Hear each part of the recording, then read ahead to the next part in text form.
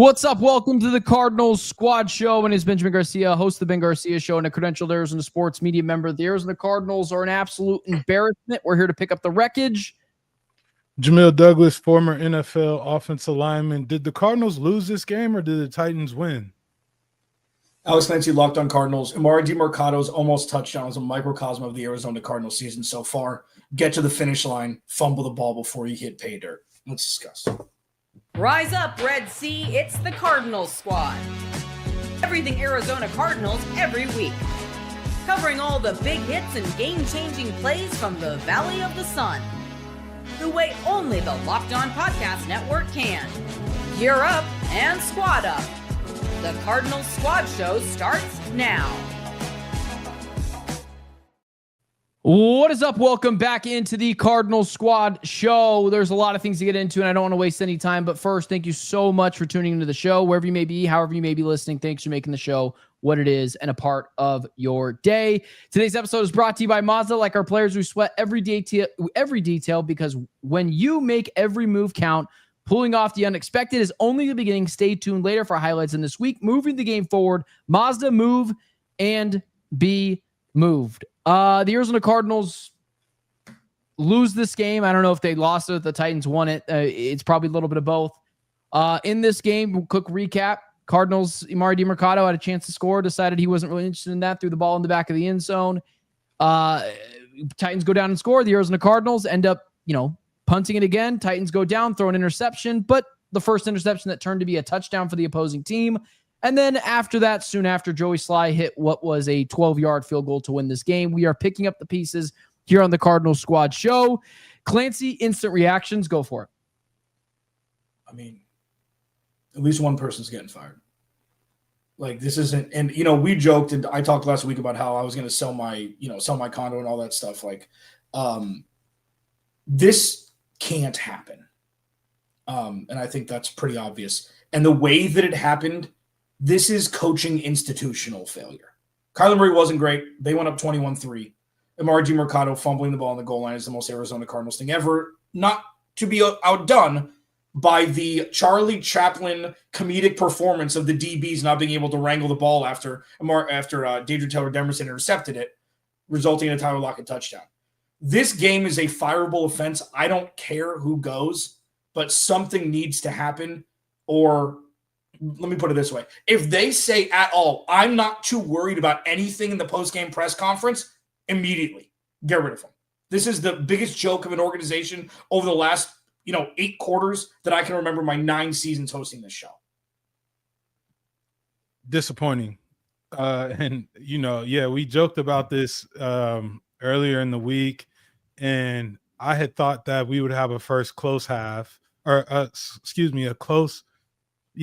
first half of the game, and it turned out being the opposite. Like, we were all good in the first half, and then things just kind of started to spiral in the second half. But this is kind of what I talked about. I mean, the Cardinals don't have that step on your neck mentality in their organization, and there's times where they play down to their competition, and it just would so happen to be the Titans, who are winless and looking for any advantageous situation to get a dub. And it's just disappointing. I think all around you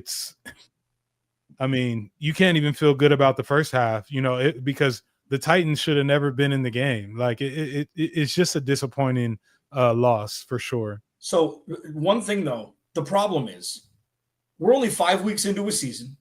Okay, it's only going to get tougher, and this is why when people said this is the easy part of the schedule, said this is the NFL, and the Cardinals don't deserve to say this is the easy part of anything. And this is like, I thought the Cardinals should have won by 2 touchdowns. They were in line to. Didn't happen. But it's easy to say fire everybody. Then what? Who's going to take over? Like, who's going to take over play calling? A first-time play caller? That's great. Why do I care, Clancy? Why do I care? What, like, if I told you I have experience flying a plane, but only time I've ever flown it is straight into the ground, but the other person next to me doesn't have any experience, why does it matter? That's my point. I think a lot of people are asking that question. why do I care if Drew Petzing? That's a ridiculous question to ask. If Drew Petzing is if Drew Petzing gets fired, and we're like, and I agree with you, no one on this team has any experience calling plays. Why do I care? Why do I care? It can't get any worse than what I'm seeing right now. Like, what is he going to do? Do the things worse than Drew Petzing's doing? And it's not just Drew. Like, I don't want to just blame Drew. It's everyone. But that's my point. The grass isn't always greener in the middle of this fight that they're in. I do think that, like, if Drew Petzing got fired, this is the first time I'd be like, okay, I guess roll with it. See what happens. But you're not firing Jonathan Gannon. You're not firing you're not getting rid of Kyler Murray. You're not benching Kyler Murray. This is the bed that's been made for 2025. And then I guess you restart. For people who want to get rid of Kyler Murray, what's a better option? You want to look at the college football players? Yeah, they suck this year. There's no NFL quarterback in the bunch. And then you want to trade for a good quarterback? The teams that have him won't trade him. So it's not as simple as get rid of everybody. There needs to be some sort of contingency plan. Just really quick, because I did interrupt you there for a second. There's these things obviously in life, and especially in sports teams, called culture wins, where I think years ago where the Arizona Cardinals went into Philly with Michael Carter and Kyler Murray, and they knocked the Eagles out of the 1 seed. Like, that was a culture win.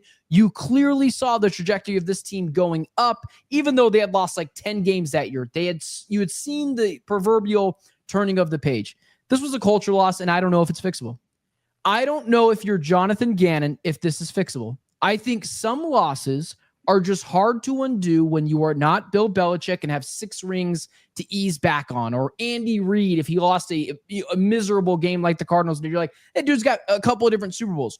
What does Jonathan Gannon have to show for it? Because he has not changed. Like, I'm sick. I know I went after Petzing a second ago, but I'm so sick of blaming Drew Petzing.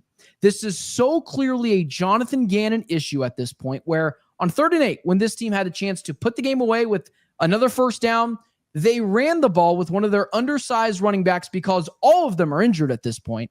And you saw the boo birds come down. Everyone in the stadium knew they were losing that game outside of Jonathan Gannon. Like, at this point, I don't care if they fire Gannon. I don't care if they fire anyone. Monty Ossenfort's draft picks don't look good right now.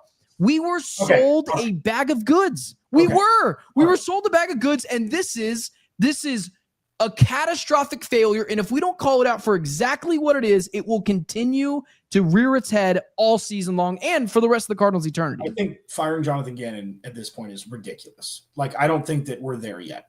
If they go 2-5 going to the bye and then lose, I think they have Dallas, and they lose to Dallas in week 9, and you're looking at 2-6, fine, we can have a conversation.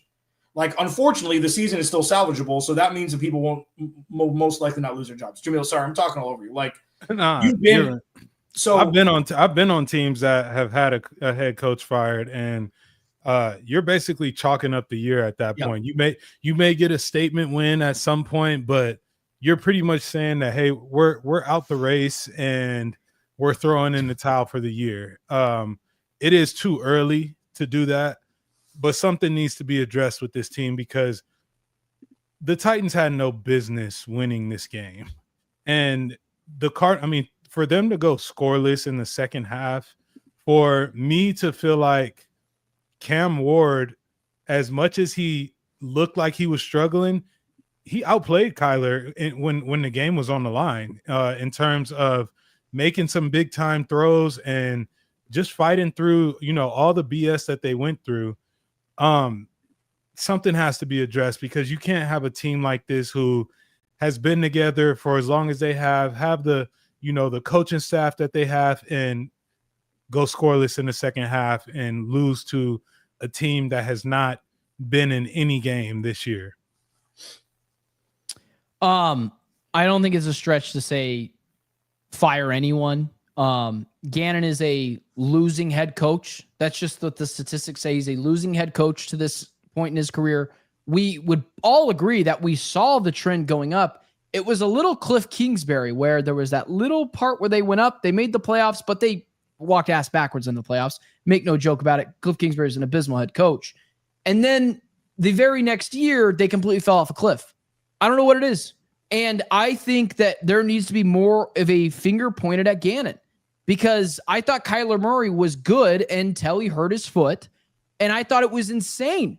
He looked like he was out there hobbling on one leg, that they still kept him out there. Like, they should have threw Jacoby Brissett out there for the last part of that game when they were up. Like I'm talking about when they were up 21-6 still at that point or something. Like, he should have been out there. Kyler Murray was a shell of himself. And people were like, oh, you think Jacoby Brissett's the better quarterback? No. Jacoby Brissett on 2 legs is better than Kyler on 1 leg, though. Well, and I'll tell you it was a coaching disaster today, man. I'll tell you what, if Kyler says that he can go, Yeah. and there is no structural damage to his foot, like, he's going to go. He's the guy that they paid.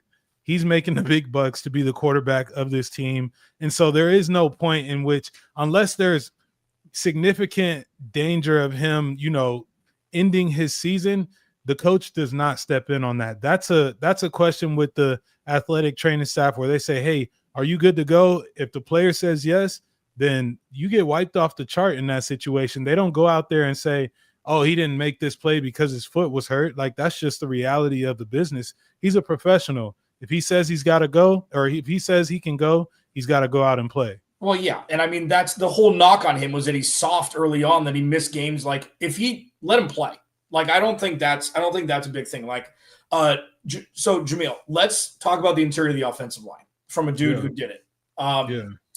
Moving. So Evan Brown was, for those that miss it, Evan Brown was inactive, moved Isaiah Adams to left guard, Will Hernandez and John Gaines played right guard. There was a stat by Teo Mackey put this out, and I'm sorry, I'm going to scroll. I tweeted a lot of not so great things. Okay, so Cardinals, this was midway through the game. Cardinals on 4 drives with Will Hernandez, 7.9 yards per play, 21 points. Cardinals on 3 drives without Will Hernandez, 1.1 yard per play, 0 points.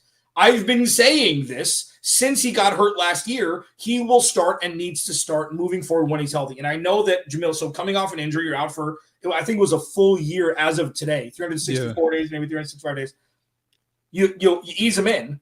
Yeah. And then he's full systems go at Indy next week, right? And you got to put Kelvin Beachum right next to him on the right side. Like, there's no messing around at this point. Yeah. With Beach and Will Hernandez on the field, that offensive line is exponentially better than when it's one or neither of them. 100%. I mean, and like you said, the numbers show that. I think I don't fault them for having him on a pitch count or rotating, because he is coming off of a year-long recovery of a major injury. And so that's one of those things where it's like, oh, he's playing really well. We want to leave him in there, but we're trying to be smart in terms of keeping this guy for the long term of the season. But, it's something that you want to obviously take advantage of, and you wish you could, but that's just like, that's normal in terms of like, we're going to have you on a pitch count, because you're just now getting back into the swing of things. So I agree, though. I think he needs to be starting. I think he brings a different mentality to this offensive line, and he just needs to be out there.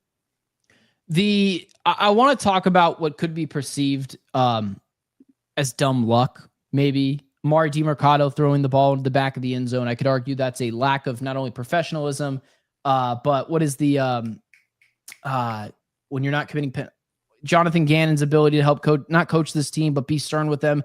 I'm forgetting. I don't have the word on the top of my head. Doesn't matter. That happened. Cultural? Are you saying it's a cultural thing? No. Yes, but it doesn't matter. Rabbit Taylor Demerson as well, picking off the football and then fumbling it. Where is the accountability? Like, at some point, that can't happen, right? Jamil, have you ever been a part of something like that before? Where not only does he fumble it, but 6 guys kick the ball into the end zone and recover it for a touchdown. Like, at that point, how do you not look at each other as players and just say, there's nothing we can do. There's nothing we can do. Like, we're shooting ourselves in the foot.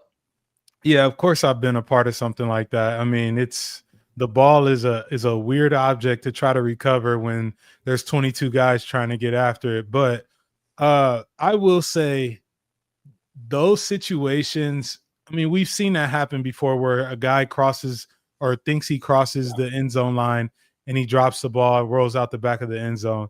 We've seen it happen before. So it's not like this only happens to the Cardinals. I will say, when you're down to your second, third guy, a lot of times that lack of focus becomes that's the reason why they're not the number one guy. Like that's just the reality of it. And so terrible situation. I don't know if you can blame it on coaching. Like I would hope that they're preaching finish through the end zone.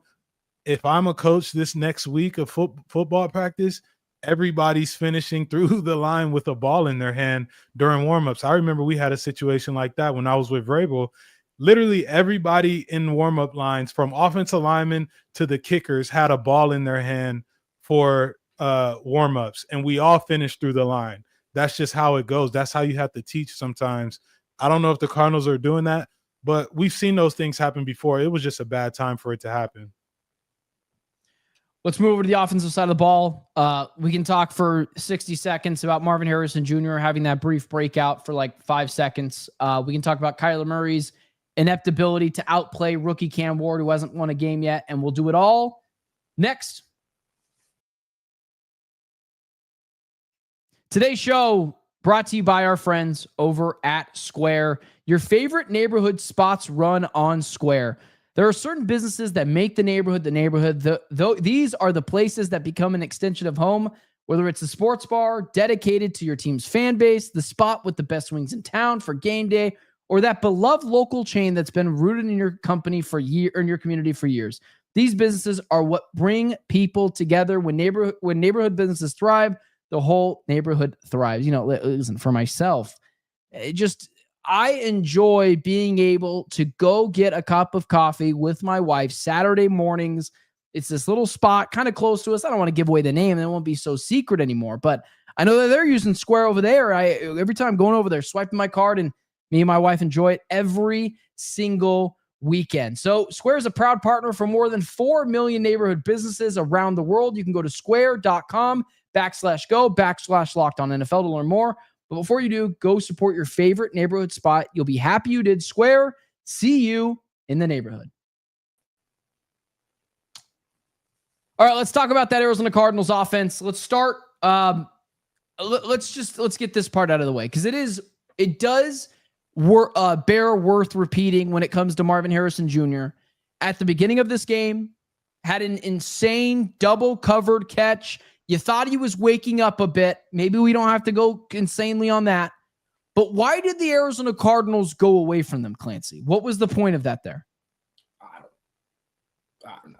I mean, this is the first game that made me think it was more Petzing than Marv. Because Marv hadn't shown that you can look at it that way yet outside of college. And then I guess, the week 2 last year against the Rams, and then, spot things last year. But like the fact that he's playing the way he is, this fourth quarter of last week, and then this, first half of this week, I don't know why he doesn't have 12 targets. Like, force the dude, the rock, bro. I'm not smart, and I know that. Like, Trey McBride's always open. Force the rock to him, bro. Like, I don't understand how Kyler Murray throws for 230 yards, which was actually like by far the most this year, I think. And the numbers that went to both of those guys was kind of silly to me. Yeah, but I think it's good for Marv. That catch was special. Like, yeah, last week, this week, I think he's there now. Now you got to feed him. Yeah, that was more Marv making a play, I think, than opposed to like Kyler putting a great ball. The ball was not great by any means. He just went up and looked like a number 4 overall pick that he is. And so why does he not get 12 targets? Because he's a number 2 receiver on the team. Trey McBride led with, I think, 7 or 8 targets for the game, and Marv had he had 4 receptions on 5 targets for almost 100 yards and what would be touchdown. But I don't know why they went away from it. I'll say that it is nice to know that it seemed like there was intent on getting him the ball. And that's what we've been asking for. You wish that like this would have been a win for them, because it only builds more confidence for the guy. But I don't know, man. It's tough. The offense for me, I'm still just torn up over the offense and the style of play. So Yep. Yeah, I don't know, man. It's frustrating for sure. Yeah, Marvin Harrison Jr. Had I finally saw some special there. I think I saw it in the Rams game last year too. I agree with Clancy that it's probably now more of a Petzing issue than it is a Marv issue to this point. Get the guy the ball. He was open. It felt like all game. What didn't have the case in the drops at all. Marv, even though still has not had a 100-yard game since week 7 of last year against the Miami Dolphins, where he was cooking Jalen Ramsey. Over to the quarterback, Kyler Murray, because I want to quickly shift over to there. This, I think, is the game because of the magnitude of the way they lost. Kyler maybe limping around a little bit. People pointing to, he's not durable, or his inability to outplay Cam Ward late in this game. This is the closest I've been to breaking up with Kyler since last year's Carolina Panthers loss. I think I might be even closer. I think the only reason why I haven't broken up with them because it's week 5 in the season. I need a little bit more content. But this is the game people are going to point to and say, you just needed a first down. And yeah, did they run the ball in that third down? Sure, but they didn't throw it or they didn't run it every down. And Kyler, once again, you can argue was outplayed by Cam Ward, maybe Spencer Rattler late in that game, maybe even Bryce Young, obviously Mac Jones. And I wonder if we're at the end of the road for Kyler. And maybe it's not like, hey man, it's not you, it's us. We know that you have the ability to go succeed somewhere. Like I think if he went to Kevin O'Connell, I think he might be special over there. We're like, it's us. It's not you anymore, Clancy. So you said it is on Kyler, but it's also on the Cardinals. It's us, not you. You're right. I should clarify that. I think Kyler obviously cannot carry an organization. I don't even think he can't be a franchise quarterback to what is perceived as a bad organization. I think if he went to Minnesota, which has been an organization that, doesn't win a lot of Super Bowls, but wins a lot of games, that'd be somewhere where I was like, oh yeah, he's a franchise quarterback over there.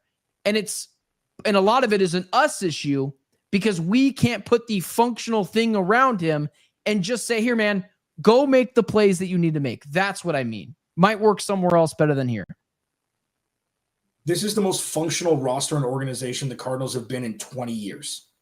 Like, even with the BA and the Carson, like that was a 3-year experiment where you outsourced everything. Listen, this game, what about the first 3 quarters of last week? What about the second half against San Francisco? What about the second half against Carolina? What about the second half against the Saints? These other quarterbacks didn't outplay Kyler Murray. The defense was on the field late because the Cardinals couldn't get anything going. Just like this Cam Ward thing, when you rush the passer, they're passing the ball 40 times. These dudes are human beings with the passers, and they won't get home as much late in the game if that's a setup. So Kyler Murray hasn't played well for 70% of this year. Yep. And the Cardinals are 2-3. So I don't know if that's good. I don't know if that's bad. I mean, there's not a better option than Kyler Murray for this season. There just isn't. You're not benching him. You're not benching him. You're not trading him either. Because as Jamil said, if you fire the head coach or you trade the quarterback, which is ridiculous, there's no way they're trading him. Like it's ridiculous. That's a wrap. And this defense wasn't built to be a wrap through 5 or 6 weeks. Yeah, and I'm just looking at the next few weeks of the season. It is about to get real for the Cardinals right now. Even the bye week looks hard. Yeah, seriously.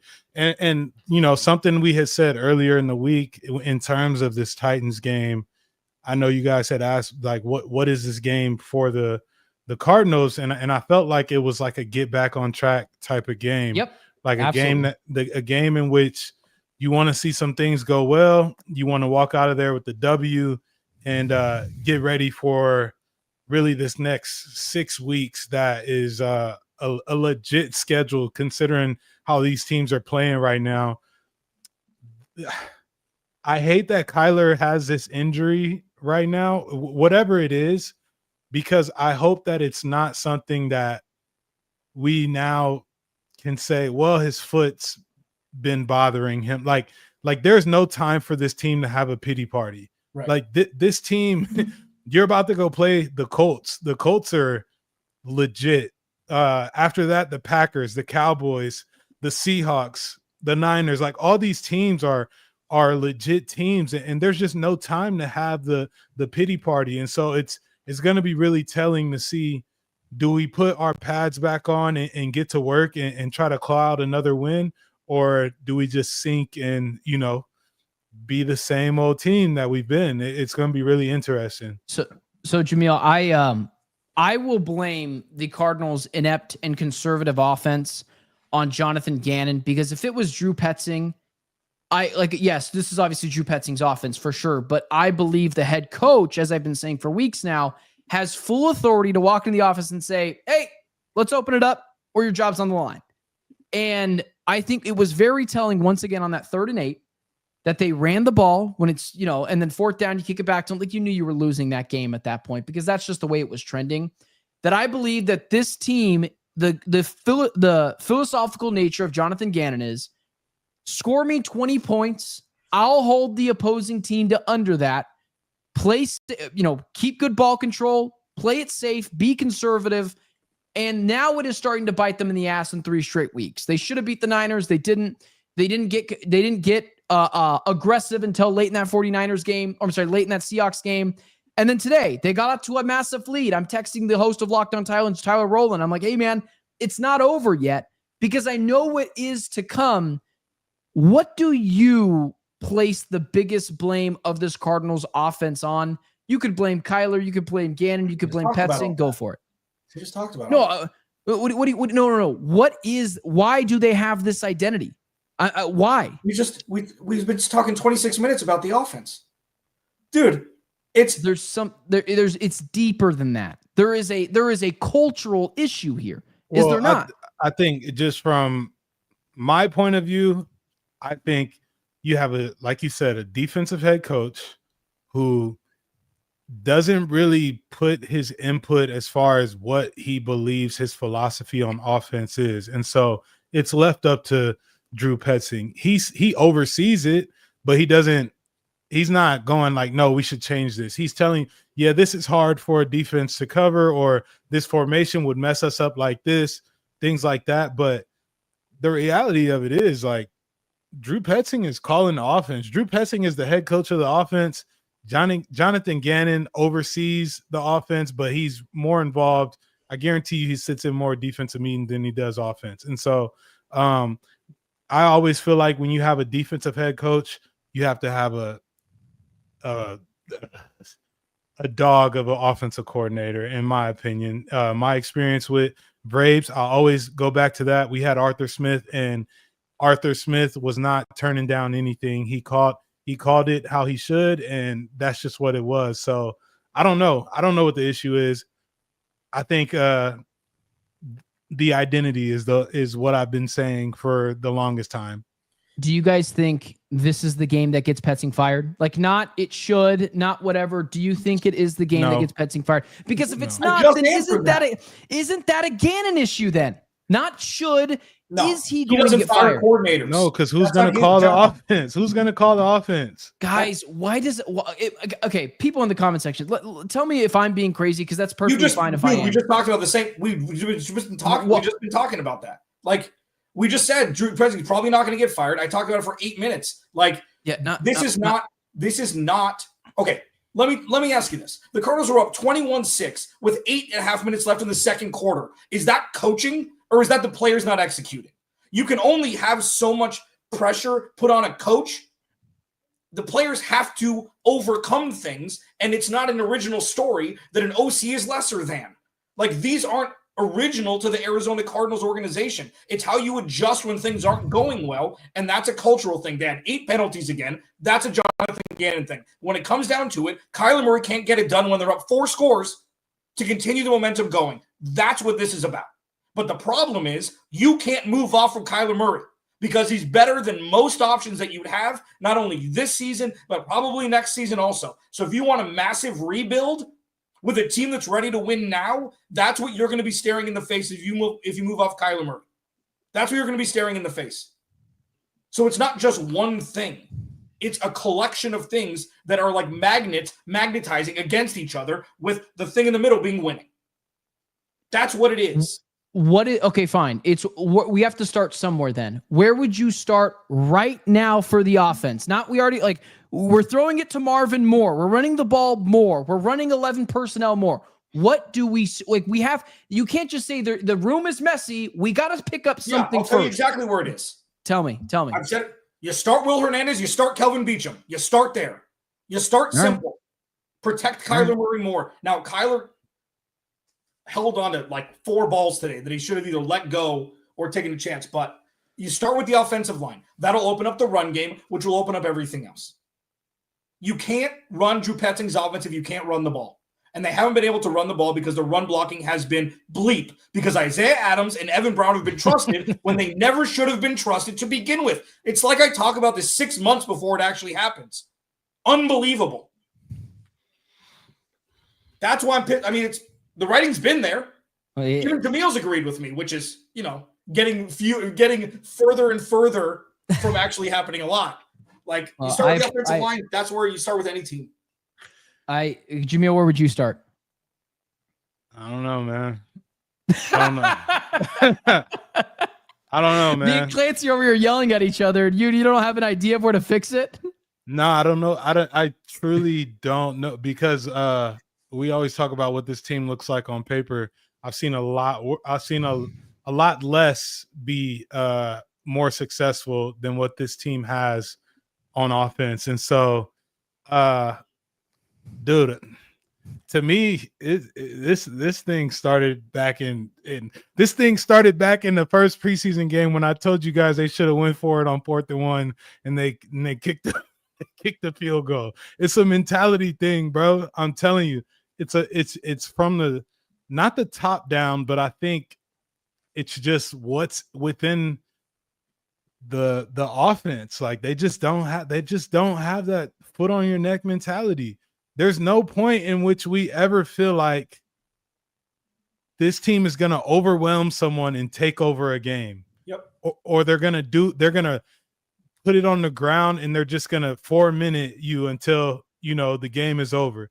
They just don't have it. And so I don't know how you fix that. Like, they have the guys to do it. Is it being coached? I don't know. I mean, look at what Baker did to Seattle today. Oh, God, ridiculous. Man. Guys, you watch Baker and you watch the Bucks and Seattle, and you see straight dog mentality football. Like, Tampa's going to beat the Cardinals by 100. It's ridiculous. It's just Seattle. No, the Cardinals are going to get up. The Cardinals will get up 20-0, and then they'll lose 100-20. That will happen. Seattle blanked them, and then Cardinals. Tampa Bay is like that offense without Bucky Irving. And without the best offensive line. It can be done, fellas, ladies and gents. It's just not at State Farm Stadium and not with the Arizona Cardinals wearing a uniform. In the next segment, we will discuss what pick the Arizona Cardinals have, look at a couple of mock drafts, and go from there. But in all actuality, we'll head over to the defensive side of the ball. Try to figure out why this team breaks down at the end of games. So let's do that next. Today's show is brought to you by Mazda. Right there, Mazda. This episode is brought to you by Mazda, moving the game forward for those who believe it's not just about playing the game. It's about redefining it. There are moments that do more than put points on the board. They move crowds, move culture, and keep the game moving forward. Listen, if I'm picking a moment, I'd probably say it's Rabbit Taylor Demerson's interception. That right there would have put the game away. But listen, holding on to the ball is hard. Like, falling to the ground and holding on to it with 2 hands, that's a tall task. So instead, if you're Keachel Clark, why pick it up? Just kick it with your foot. And then the Tyler Lockett scoops it up for a touchdown. That right there truly was the game. You probably knew it was ending there poorly. When you follow what moves you, the unexpected, which is what that was, is only the beginning. And just like there's more to every highlight, there's more to Mazda vehicles. Mazda, move and be moved. So mock drafts already at this point of the Cardinals season. Defensively, the Arizona Cardinals, really good at the beginning of the game. Like, it's the same. What is it? Groundhog Day, you said it was, Clancy? Over and over, we are reliving the same game over and over. They're dominant to start the game. Calais Campbell's turning back the clock, looking good. Josh Sweat gets a sack in this game. This is what the question needs to be. Why does the Arizona Cardinals defense keep breaking down late in games? I've noticed soft coverages. Is it the opposing? It's like a batter in baseball. You get a couple of turns up at the plate. You know what the tendencies are of the pitcher. Easier chance to get a hit. What would you diagnose it, Jamil? They don't get a break from their offense. Yeah. Like they make plays in which you would think that their offense would take advantage of it, or at least do something with good field position. And this is what I said last week after the Thursday night game, is that what you don't want to happen is your defense to start becoming like this. We don't ride for our offense anymore. Like they're making plays. The Cardinals should be winning some of these games just off of the position that they're in late in the games, and they're not, and it's because there's just not enough complementary football being played. So it's like, what, are they not allowed to give up a touchdown? Like, those things are going to happen, but like, they're playing pretty well, in my opinion. 5 for 15 on third down for the Titans, like 0 for 1 on fourth down. If you told me that, obviously they had a ton of yards, but like, if you told me that before the game, I would say the Cardinals are going to win this game. 5 for 15 on third down. That's ridiculous. So I just think, I don't think they're breaking down. I just think that they get in bad positions sometimes, which every defense does, but their offense doesn't bail them out. Yep, 6 points through 3 quarters. And then that touchdown, that's you got to wipe 7 off there. I mean, they give them 15 points. It's that with the numbers, with the defensive numbers the Cardinals have given up, they should be 5-0. Like, legitimately, like, that's not a hot take. Like, they've given up 20 points or less a game. They have 22 to Carolina, but like, they should be 5-0 with what numbers the defense has put up. They should. And not great. This was no Max Melton, and I know that the Titans got blanked last week. Okay, so Houston figured it out. They have nobody that can catch the ball. Calvin Ridley burnt. Like, Keitrell Clark being on the field is really not that good for the Cardinals, but he's had to play because Garrett Williams is out and Max Melton was out today. So, like, it's not an excuse. This defense is good enough to withstand the injuries, and the offense is not good enough to keep putting them in better situations to succeed. And it's just, what it's been. This isn't new. It sucks. I think it's a really good point when you guys talk about the offense not giving them a break, not giving them any cushion. At one point in this game, they turned over the ball on Tony Pollard, which straight up, I didn't think it was a fumble, but somehow someone got their hand in there, and in opportunistic times, they continuously make turnovers happen. I just wonder at what point, because I thought this had a chance to be the type of game where the Arizona Cardinals score 30 points, but the Titans score 27 points because, like, they're just inconsistent. Like, they're potentially just an inconsistent team. I thought that had a chance to be that. Inconsistent team. No, the Cardinals are an inconsistent team. Like, literally by definition, the defense is good, the offense is not good. They don't play complementary, consistent football is what I'm trying to say. But I thought with this defense that there's a chance soon in the season where they just start, like, we're out here busting our ass. You're not giving us anything to work with. We should be rewarded for winning these games. I think that takes mental tolls on players. And not having Max Melton out there, I know you didn't say this, Clancy, but I will. That's not an excuse. Like, it's the Tennessee Titans. Calvin Ridley, again, I was talking to Tyler Rowan of Locked On Titans before this. Like, he's not good. He creates the worst separation, but in the biggest moments, he creates separation. And the Cardinals offense has to repay this Cardinals defense, man. Ben, who told you that Calvin Ridley's not good? Calvin Ridley at this point has not been good since his days in Atlanta. He has not been good. Okay, I'm sorry. He's not a 1. He's not a 1. So have you seen this man run routes? All All right, you're gonna make me pull up Calvin Ridley's statistics. It doesn't matter. He spent. He burned it. He burned the Cardinals twice in the fourth. Yeah. The eye roll is that? something. He burned the Cardinals twice on huge chunk plays that led to the Cardinals losing the game. So with Max Melton, I just said that the Cardinals can withstand injuries because his defense is good enough. We're splitting hairs. Like, dude, ask Trent Dilfer and ask Brad Johnson how good an offense has to be to win a Super Bowl.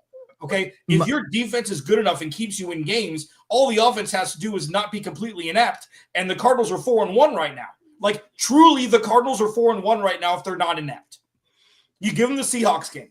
Bad teams find a way to lose games they're supposed to win. The defense, if you say any loss is on the defense, I'm going to flip my computer. No, there's no way any loss that the Cardinals have had this year has been on the defense. They're the only reason they're not getting blown out by 40. I said that the Cardinals defense, I believe, has some mental wear and tear because they continuously get asked to save this team's ass, and the offense is not helping them out. I am specifically blaming the offense here, not the defense. I'm agreeing with you guys. Meaning I'm just not agreeing with the fact that whoever told you Calvin Ridley is not good. That's my only argument. Like he's had several 1,000-yard receiving years. He's had 3 in 8 years. He's not this all otherworldly talent. Should I have chose my words a little carefully? Sure, but that's not the point. The point, bro, he did it with Will Levis. My point is the Arizona Cardinals defense is continuously being let down by their offense. That's my point I'm trying to make here. And I'm just agreeing with you guys is all I'm saying here is like, I don't know when the point comes in the season where mentally you've just been taking too many blows from this offense that maybe the defense just has ended up like, what does it matter if this guy scores? The offense isn't going to help us out. It feels like the Cardinals are playing with a third string quarterback. And the defense knows, if we don't stop them from scoring 20 points, the game's over. Like, I think that is mentally taxing. That's what I'm saying. Yeah, it is. It is for sure. I mean, this isn't like the Jets and the Sharks. I mean, you're making me go West Side Story here. It's not like there's two different things. One, if I were a defensive player and I'm in the locker room right now looking at the offense, the respect is waning. Okay, but that's not something where it's like, hey, you know what? Let's play worse defense to stick it to the offense. This defense is going to be borderline elite all year like they have been. And if the offense is able to put up points and make opposing offenses actually play off their rocker and play from behind and you have pressure from the offense continuing, like this defense can be top 5. Truly, we've seen it. It doesn't matter who's healthy. I just you just hope that is the case. You hope that the defense can hold it together all year for 17 games and not get discouraged because there is no let's stick it to the offense by playing worse. But at some point, the straw that breaks the camel's back gets placed down, and you hope that the offense begins to give them some of those pay them for some of those situations that they're putting them in. So I don't know, Ben. We can move on to some lessons of the game. I'm trying not to laugh in this situation, but if you guys do need a laughter, look at the comment section. I'll tell you what, man, I feel really bad for Cardinals fans. Like, not us. We cover the team. We ride or die with it because it's our job to. And we root for the team too, but it's our job to. These fans are sold a bag of goods and were slapped in the face. And it's why I continue to say, this is the game that people are done with Kyler, done with game. I get it on a personal level. Let's move on to some lessons of the game. Let's pick up the pieces. Where do we go from here? We'll preview very briefly that Packer game at the end, and we'll do it next. Today's episode brought to you by our friends over at FanDuel. The NFL season is here, and FanDuel has an offer you don't want to miss right now. New customers can bet just $5. You can get $300 in bonus bets if you win. That's right. Pick a bet, put down $5. If it hits, you'll unlock $300 in bonus bets to use across the app. I love FanDuel. It allows me to have the ability to test my football knowledge. As I told you guys earlier in the week, plus 9.5 for the Tennessee Titans. That's a lot of points for a team in the Arizona Cardinals who can't score points. And listen, I would have never picked the Titans to win this game. But if you would have bet Titans plus 9.5, like I told you to, you would have won $300 in bonus bets. Let's say you don't want to go there, though. Tomorrow night, the Chiefs against the Jags, just bet on Patrick Mahomes. Like, if there's anything that you feel good about, nothing's a sure thing, but feel good about, it's Patrick Mahomes getting a win on Monday Night Football when everyone's watching. So what are you waiting for? Visit FanDuel.com to download the FanDuel app today and get started. All right. We've complained about the coaching staff. We complained about the offense. We complained about the defense. Let's start to take some lessons of this game, and let's kind of build off that. Is there one thing you're taking from this game, Clancy, more than anything else? Maybe it's a broader thing. Maybe it's still the offensive line thing. What would be your lesson you've learned from this game? It'll be a miracle if anything changes. What do you mean by that? It'll be a miracle if the offense changes. It'll be a miracle if the Cardinals can salt games away, this being the 4th out of 5 games that they could have just gone in victory formation, 4 out of 5. And they lost 2 of them, right? And the other ones were closer. Like, it's going to be Herculean to see a difference. And I don't know how I got to this point so quickly, but if you tell me that they beat Indy or Green Bay, I'd have you drug tested. You know, it's just this team isn't good. The defense is. The team isn't good. And it was tough today. It was tough. Yeah. I would say the offense may be, I don't want to say it, but I know I've been saying a lot of offenses are broken. This may be one of those situations where, I mean, the last 8 drives, the Cardinals went punt, punt, punt, fumble, punt, fumble, punt, punt. That right there is tough. Not great, Bob. It is tough in terms of who you have on that team from a wide receiver standpoint and a tight end standpoint, and even, you know, down to your third and fourth back who, you know, they can spin it or they can run it as well. So my lesson for the game is, man, the offense, I keep saying it over and over, need an identity, man. Need something that you can lean your hat on in times where the other team is rallying to make a push to win the game.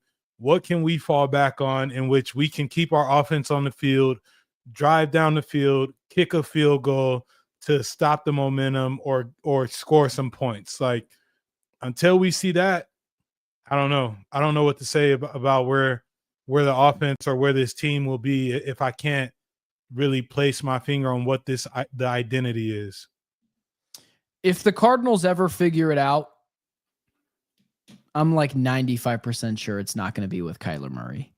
Kyler has a specific set, like, no one could tell me in the comment section Kyler Murray isn't uberly talented. I think it's without a doubt a top 8 talent in the NFL. Now, talent only gets you so far. There's leadership, there's intangibles. Dak Prescott's really good at those things.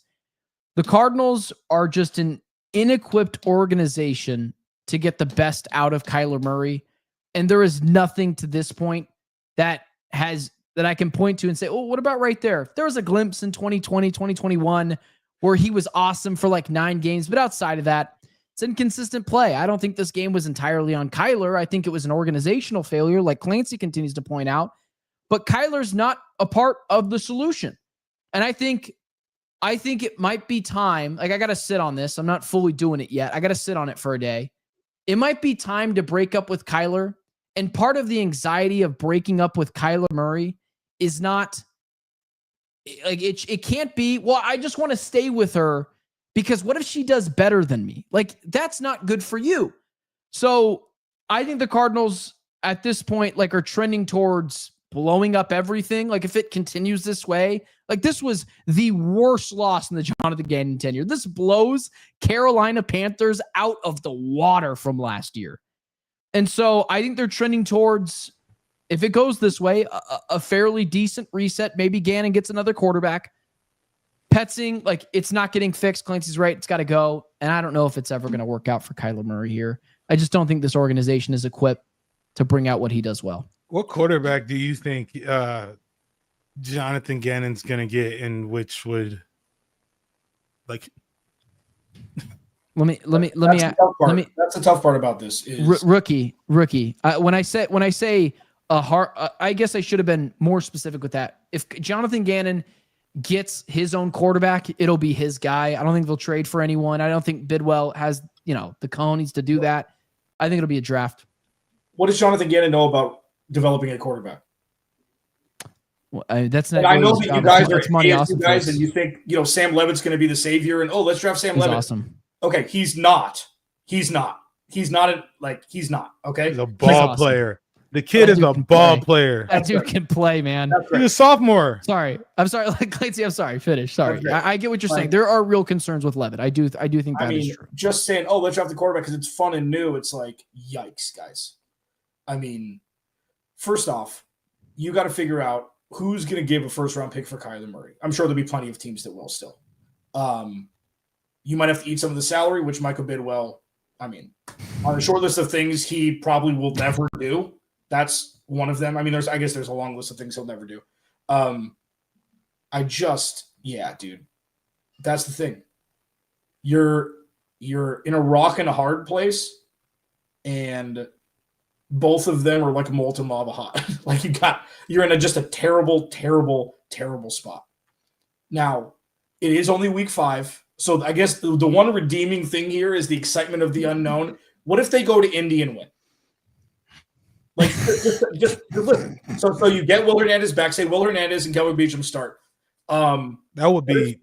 Listen, they go to Indy and win. Yeah, that's the type of win and that will turn your season around because Clancy's buying back his condo. Because listen, you can't go to Indy and play football like you did today.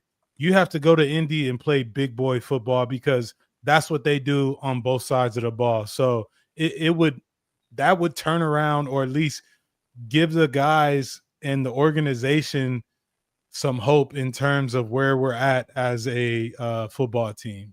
Yeah. If you want to put your big boy pants on, fantastic time to do it before the bye. Have to. But have to. Here's the thing. Yikes. Here's the thing.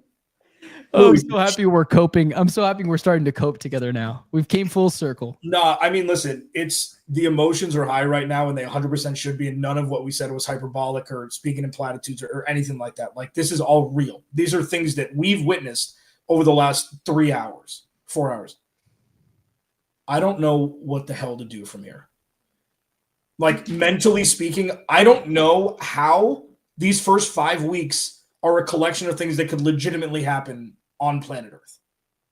Like, look at what we've done for the first 5 weeks. It's just, they could be 0-5, they could be 5-0, and they're 2-3. Yeah. Had high hopes for the first 5 games of the season. You get kicked in the teeth early. Clancy, while we're get off it, dude. We're like 2 hours in, bro. I'm not selling my damn condo. Here you go. He's been telling me this all easy. I'm thankful you watch the show. You're a good dude, but we're gonna make fun of everyone here. He's not selling his condo, and if he is, it's not a great market. Clancy, don't sell in this market. I'm not gonna do that. I guess Clancy where I think you. The Cardinals have had multi-score leads in 3 of the 5 games they've played. They came back from the depths of hell last week to tie it and then lose in walk-off fashion. And then they were up 15-13 with the Calais Campbell holding the end zone safety. They had to get one stop and they couldn't. Like, this is the most painful way to be 2-3 that could ever exist because you couldn't even enjoy the wins because they were almost losses. Yeah. Yeah. You want to know how so the counterpoint to everything we talked about for the last 54 minutes and 7 seconds is there's good in this team that we've seen on offense. You just don't see it very often. And good, really good, really consistent for like 3 series at a time, for a quarter at a time. And then anemia sets in and then you're back to where it was. But do you want to know how bad it is? the Titans, who have been in a garbage organization since Derrick Henry left, like just a bad organization. Since I left. Jamil Douglas walked out that door. Since he walked out that door, and we got Titans fans making fun of us. Cope Arter, boys, tighten up. That's how bad it's gotten to this point. Titans fans who have never won anything are clowning us. I just thought that was funny. I'm usually not a loss for words. Normally, it's you guys saying that I'm not making any sense and pushing me to the side, which is fair at times. We'll lose hope. We got 5 minutes left. I'm with Clancy, man. I don't know where to go. I am too wired in the head to say big changes, move on from Kyler, move on from Petzing, move on from JG, and just start over. But do I trust this? No. I'm wired to that. You're not doing that yet. It's week 5. I'll tell you what though, man, I will blow a gasket if something doesn't happen, whether people should agree with it or not. Something has to happen. What that might be cutting Amari DiMercato. Like, I don't know what it is, but there needs to be a symbolic thing that happens that showed what happened today is unacceptable. Can we agree on that? What do you suggest they do? You could cut Amari DiMercato. There's a million Amari DiMercatos. What are you going to cut him for? What is that going to do? Well, I don't know. He threw the ball into the back of the end zone. That's one reason. Sure. I saw CeeDee Lamb do that. Okay. CeeDee Lamb and Amari DiMercato. You can find a bunch of other Amari DiMercatos. A symbolic, this is not okay. But fine. We don't want to do that. Bro, when you start operating off of you mess up, we cut you. Like this is not the New England Patriots when Bill Belichick was there. You don't have the culture and the clout to just cut people because they mess up. You messed up for 3 years straight. Like you should have did that the first year. It's a fine point. Then Jamil, should anything massive symbolically happen to show this is not okay? What about Gannon throwing a tie? I haven't watched the press conference yet. Throwing a tirade saying, well, we need to see the press conference, because if he's just his normal collective self, everyone in here, including in the state of Arizona, should be worried if he's just chilling and he's cool, calm, collected. Like, I've been a part of losses like that where the locker room is silent afterwards, and you just know that this does not sit well within the culture of the team. And so I hope for his sake, he's not just, we'll figure it out. This is something that will, like there's no way he approached it like that. So they should be disgusted at this loss, like especially the offense, considering the last 8 drives that we talked about. He threw a gasket. He said, quote, "We just have to do a better job and get a first down on that last drive of the game." So he's blowing a gasket today. Start to worry then. Obviously very disappointing. God, dude. I don't even know where to go from here. Just really quickly, we normally do this at the end. I guess we already got Clancy's idea of what the Cardinals should do. Start these guys or start the new offensive lineman in the Colts game. Jamil, thoughts on the Colts game next week? Do you feel, I mean, talk me into this team winning this game, please, for my sanity.